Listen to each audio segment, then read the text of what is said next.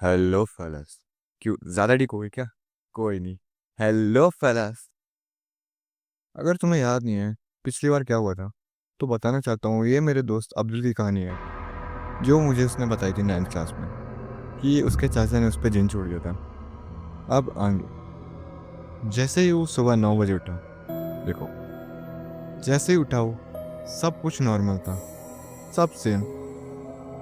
लेकिन उसके सामने उसके सारे फैमिली मेम्बर बैठे हुए थे नॉर्मल बंदे की तरह, कि उसके सारे मेंबर्स क्यों बैठे हैं उसके सामने, और ऊपर से अलग से उसके मुंह में और कॉलर में खून लगा हुआ था। वो कुछ बोलता उससे पहले उसके पापा ने बोला कि कुछ नहीं हुआ, बस तुमने कुछ गलत खा लिया था इसलिए उल्टी हुई है। अब्दुल मान भी जाता है और फिर टाइम शिफ्ट होता है और आती है 9th क्लास। 9th क्लास में जब वो मेरे साथ आए थे, हमारे स्कूल में पता क्या होता है, नाइट आउट्स होते हैं। और नाइट आउट्स में ना कुछ स्पेशल बच्चों को लिया जाता है जिन जिस पे स्कूल को भरोसा होता है। तो मैं और अब्दुल दोनों थे।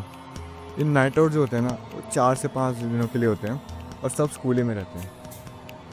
तो मैं और अब्दुल दोनों थे उसमें। तो अब्दुल के पापा मना कर रहे थे, लेकिन हमने कैसे भी करके, मैंने और मेरे दोस्तों ने पापा को कन्विंस कर लिया नाइट आउट के लिए उसके। लेकिन पापा ने हमें साफ वार्निंग दी थी, कुछ भी हुआ, कैसे भी हुआ, सीधा उन्हें फ़ोन करें, किसी और को मत करना, सीधा उन्हें।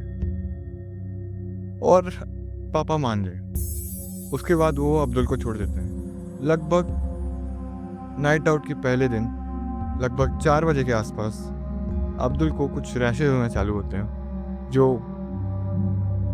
रेड कलर के होते हैं।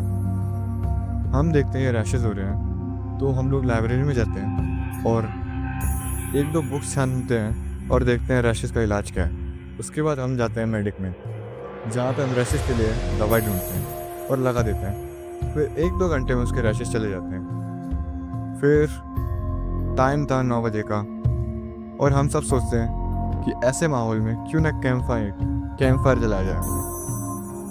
सब कैंप फायर में मज़े कर रहे होते हैं, बहुत मज़ा आ रहा होता है। सब स्टोरी सुना रहे होते हैं अपनी अपनी। धीरे धीरे करके हॉरर स्टोरीज का टाइम आता है, टाइम गुजर जाता है। फिर लगभग 10 बजे के आसपास टीचर आती है और कहती है कि अब बहुत हो गया, अब सोने चलो। तो सब सोने जाते हैं, सब सो जाते हैं, स्टूडेंट्स अलग और टीचर्स अलग। हम जो थे ना वो 5 लोग एक साथ सोए थे। एक बीच में अब्दुल था, उसके दोनों साइड मेरे दोस्त थे, उसके दोनों साइड मैं और एक मेरा दोस्त था। और फिर लगभग रात के 12 बजे हम सोचते हैं क्यों ना कुछ ऐसा किया जाए जो लड़कों को अलाउड नहीं होता, जैसे कि गर्ल्स वॉशरूम में जाना। ये जैसे मेरे दिमाग में आता है मैं सोचता हूँ क्यों ना अब्दुल को जगाया जाए, क्योंकि अब्दुल जो था ना एक ऐसा बंदा था जो दिल से सोचता था, दिमाग से नहीं सोचता था। टच किया, ऐसे मैंने देखा कि उसकी पूरी बॉडी ठंडी पड़ी है। देखा कि वो सांस भी नहीं ले रहा। मैंने चेक किया, 1 मिनट, 2 मिनट, 3 मिनट, टाइम गुजरता जा रहा है, पर ना तो सांस ली जा रही है ना तो छोड़ी जा रही है। ये देख के थोड़ा सा मैं हड़बड़ा गया और मैंने अपने बगल वाले दोस्त को उठाया। उसने उठते ही अब्दुल को दे दबा के थप्पड़ मारना चालू किया और उसकी थप्पड़ों की आवाज़ से सब जाग गए। उस साइड से टीचर भी आ गए। वो थप्पड़ की आवाज़ सुन के टीचर ने पूछा क्यों मार रहे हो उसे।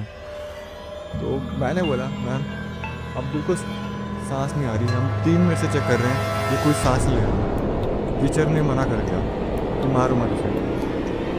फिर 1 मिनट बाद अब्दुल ने एक लंबी सी सांस ली और फिर उर्दू में कुछ बोलने लगा। धीरे धीरे करके उसकी पूरी बॉडी हिलने लगी। फिर हमें याद आया कि उसके पापा ने कहा था कि अगर कुछ भी हो तो सीधा उसको फ़ोन करना। जैसे ही हम अब्दुल के पापा को फ़ोन करते हैं, पता नहीं शायद से वो जग रहे थे या फिर क्या हुआ, जैसे ही हम फ़ोन करते हैं बहुत जल्दी फ़ोन उठा लेते हैं। ऐसा लग रहा था कि वो इंतज़ार ही कर रहे थे कि हमारा फ़ोन कब है। वो कहते हैं जल्दी से जल्दी फ़ोन को माइक पे लगा के उसके कान के पास रखो। जैसा उन्होंने कहा हमने उसको कान के पास रखा और जैसे हमने रखा उनकी पूरी फैमिली, अब्दुल की मम्मी, अब्दुल के पापा, अब्दुल की बहन, तीनों मिलके कुरान रिसाइट करने लगे। कुरान रिसाइट करते रहे। 1 घंटे बाद, 2 घंटे बाद धीरे धीरे अब्दुल की बॉडी शांत, सब कुछ नॉर्मल हो गया। हमें लगा सब नॉर्मल है, सब तो हो गए। सुबह के लगभग 7 बजे अब्दुल के जगने से पहले सब जाग चुके थे और जैसे ही अब्दुल जगा हमने उससे बोला हमने सब कुछ देखा। अब्दुल को लगा हम मजाक कर रहे हैं और अब्दुल ने भी बोल दिया हाँ देखा होगा जो देखा है। उधर से लड़कियों ने बोला हमने भी देखा। फिर अब्दुल को टेंशन होने लगी कि मैंने रात में ऐसा क्या किया था जो इनने भी देखा। शर्म के मारे उसका पूरा चेहरा लाल हो गया और अब्दुल चुपचाप चला गया कमरे से। उसके बाद काफ़ी टाइम हो गया, 1 महीना हो गया, 2 महीना हो गया, जब सबको पता चला कि अब्दुल में कुछ है, वो ऐसी हरकतें करता है, कोई भी अब्दुल के पास आना नहीं चाहता था। वो बेचारा अकेला हो गया था। ऐसे ही होते गया। अब टाइम शिफ्ट होता है विंटर ब्रेक पे, जब जो हरकत हुई थी उस रात, उस दिन के बाद से अब्दुल के माँ बाप को भी शक हो गया था कि अब्दुल में कुछ तो है। तो वो अपने उसे गांव ले गए जहाँ पे प्रसिद्ध मौलवी दिखाने के लिए फ्लाइट पे गए। सबसे पहले एयरपोर्ट पे उतरते ही सबसे पहले वो मौलवी जी के घर पे गए और मौलवी जी ने अब्दुल को देखा। थोड़ी देर तक देखने के बाद उन लोगों ने अब्दुल के माँ बाप को बुलाया और बोला इतना जल्दी क्यों आ गए, थोड़ा बहुत समय की बात आती ना। उनने समझाया कि जो अब्दुल की हालत थी वो बहुत ख़राब थी। उस पे नर्सरी क्लास से जिन छोड़ा गया था, जो जिन 5th ईयर का था। पर अब्दुल कितने सालों से एनर्जी खाना चूस चूस के वो 5th ईयर का जिन 6th ईयर का हो गया था, जो बहुत खतरनाक था। अगर वो कुछ और दिन रहते तो शायद से अब्दुल एनर्जी के बिना मर जाता। मौलवी जी ने बताया कि जो जिन था वो उसके चाचा ने छोड़ा था, क्योंकि चाचा उससे जलते थे कि वो उनकी कोई जॉब नहीं है और जो अब्दुल के पापा की जॉब है वो एयरफोर्स में है। ये सुनने के बाद में अब्दुल के पापा एक तो ये बात थी कि अब्दुल के पापा के पास में खुद की एक पर्सनल गन थी। एक्चुअली 2 गनें थी, एक शॉर्ट गन और एक नॉर्मल डेजर्ट ईगल। ये सुनने के बाद अब्दुल के पापा को बहुत गुस्सा आया और सीधा घर पे गए भागते भागते बंदूक लेके। उनने गेट तोड़ा, अंदर घुसते ही उनके पापा ने देखा कि मेरा बेटा क्यों इतना गुस्से में।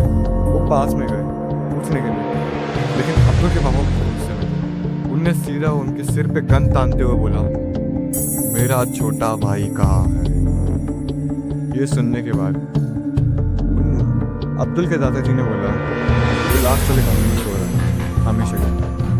उसके पापा, अब्दुल के पापा गए भागते भागते, उनके हाथ में एक सरिया था, दरवाज़ा तोड़ दिया उन्होंने। दरवाज़ा तोड़ के आओ देखा हूँ सरिया बजाने लगे। मार मार के उनके हाथ पैर और रिब केज की हड्डियाँ तोड़ी और फिर चप्पल उठाई और तब तक मारता रहा जब तक उस अब्दुल के दादाजी आए। अब्दुल के दादाजी ने उसको बताया क्यों मार रहे हैं, तो उसने, उनके पापा ने बताया कि इसने मेरे बेटे पे जिन छोड़ दिया था, वो भी नर्सरी से। पहले तो अब्दुल के दादाजी मानते नहीं है, कैसे एक भाई दूसरे भाई पे जिन छोड़ सकता है। अब्दुल के पापा ने वीडियोस, फोटोज़ वगैरह दिखाई, जिसके बाद पता चला सच में जिन छोड़ा है उसने। और फिर अब्दुल का जिन निकाला गया। उस जिन निकालने में उन्हें 7 दिन, अभी तो अब्दुल ठीक है, पर एज अ पनिशमेंट अब्दुल के जो चाचा की थी हाथ की हड्डी ठीक करा दी थी, पैर की हड्डी ठीक करा दी थी और जो रिब की हड्डी थी वो अभी तक ठीक नहीं कराई। हमारी स्टोरी तो यहीं पे है, लेकिन सिर्फ अब्दुल की स्टोरी एंड हुई है, बाकी स्टोरी बाकी है। जुड़े रहिए विद मांगा बॉयज।